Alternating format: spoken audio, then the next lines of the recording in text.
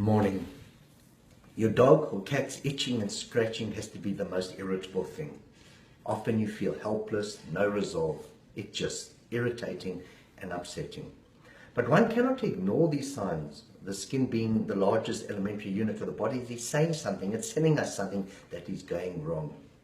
You ignore this, and there's good likelihood that it may result later with more dire consequences with regard to health. And I don't believe the vets are aware of how dire this problem actually is. Nobody wants to spend R1,000 on a consultation just because their dog or cat is scratching. But I know I get thousands of emails in a year. I deal with it daily. We do events all over South Africa, and almost every pet is struggling with this disorder. I would hazard a guess and say 90% of every dog is struggling with a skin disorder.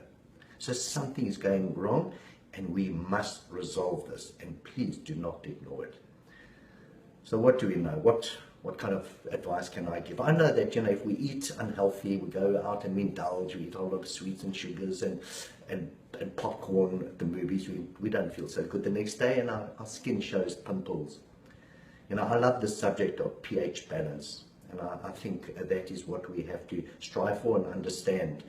If you have incorrect pH with a leaning toward acidity, it causes inflammation. Inflammation is what causes your irritable skin.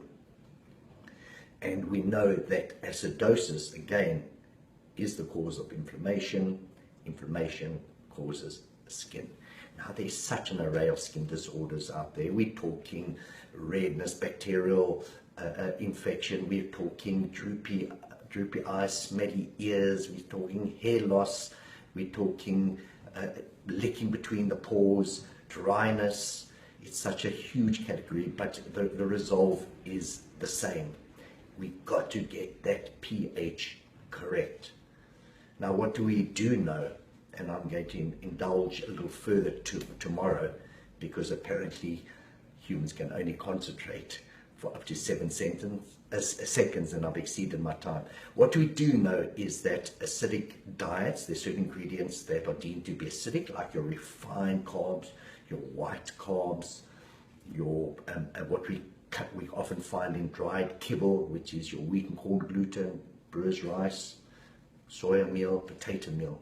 They have a high acidic rating and will cause inflammation. What we do also know is meat is classified as extremely acidic. If you provide too much meat, it will cause irritable skin and inflammation. Vegetables, on the other hand, are alkaline based.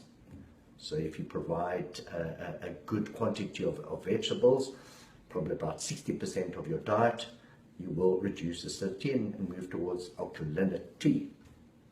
We also know chemicals and poisons will affect acidity. We know that from humans. You abuse your body with chemicals and poisons, you're going to have a high acidic rating. So we need to be careful what we put into our body. So the resolve is easy. May I ask your, again, indulgence, and just bear with me tomorrow. I will give my solution to dealing with skin. But again, it's something that we should not ignore and take seriously.